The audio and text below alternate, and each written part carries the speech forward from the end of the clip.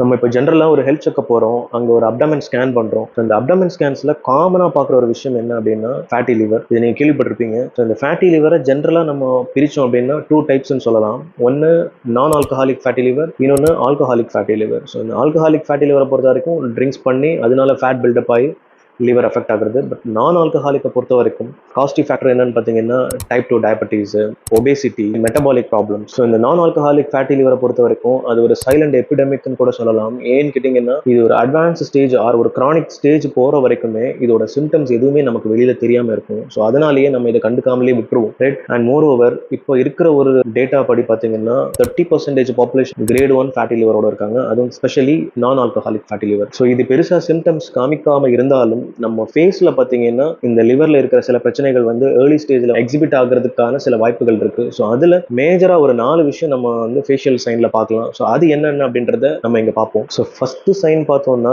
Puffy ice. So நான் இந்த இமேஜில் காட்டுற மாதிரி நம்ம கண்ணுக்கு கீழே இந்த இடத்துல பார்த்தீங்கன்னா ஒரு ஃப்ளூயிட் பில்டப் ஆகிட்டு ஒரு பேட்ச் மாதிரி இருக்கும். ஸோ இந்த பேட்ச் காமனாக நம்ம எங்கே பார்க்கலாம்னா நமக்கு ப்ராப்பர் தூக்கம் இல்லை, நம்ம ரொம்ப ஸ்ட்ரெஸ்ஸாக இருக்கிறோம், அதே மாதிரி ரொம்ப டீஹைட்ரேட்டடாக இருக்கிறோம் அப்படின்னா அந்த இடத்துல இந்த மாதிரி பேட்சஸ் வரதுக்கான பாசிபிலிட்டி இருக்கு. ஸோ அப்படி எதுவுமே இல்லை, பட் ஸ்டில் இந்த பேட்ச் பார்த்தீங்கன்னா கன்சிஸ்டன்ட்டாக நமக்கு ரொம்ப நாளாக இருக்குது அப்படின்னா அந்த இடத்துல நம்ம கேர் எடுத்துக்கணும். Second common symptom discolouration. So இந்த டிஸ்கலரேஷனை பொறுத்த வரைக்கும் ஃபர்ஸ்ட் விஷயம் yellow discolouration. So yellow discolouration பார்த்தீங்கன்னா நம்ம கண்ணுக்குள்ள எல்லோ டிஞ்ச், இந்த மஞ்சள் காமாலையில் வர மாதிரி எல்லோ டிஞ்ச் இருக்கிறதோ, நம்ம ஸ்கின்ல வந்து எல்லோ டிஸ்கலரேஷன் இருக்கிறதோ நம்ம கவனிக்க வேண்டிய ஒரு விஷயம். அண்ட் அதை தாண்டி நமக்கு வந்து dusky patches under the eyes. So கண்ணுக்கு கீழே வந்து பார்த்தீங்கன்னா கண்ணை சுற்றி கருவளையம் மாதிரி இருக்கு. அண்ட் இதுவுமே பார்த்தீங்கன்னா நம்ம தூங்காமல் இருந்தாலோ இல்லை வந்து ரொம்ப ஸ்ட்ரெஸ் அவுட் ஆனாலோ இந்த கருவளையம் வரும். பட் அது வந்து கொஞ்சம் நம்ம நல்லா தூங்கி ரெஸ்ட் எடுத்தோம்னா அது நார்மலாக போயிடும். பட் இந்த மாதிரி லிவர் டேமேஜ் கண்டிஷன்ஸில் வந்து அந்த கருவளையம் அப்படின்றது வந்து கன்சிஸ்டண்ட்டாக இருக்கும். அதே மாதிரி தான் இந்த எல்லோ டிஸ்கலரேஷன். அண்ட் மூணாவது விஷயம் ஆக்னே. அடல்ட் ஏஜ்லேயும் நம்ம ஃபேஸில் வந்து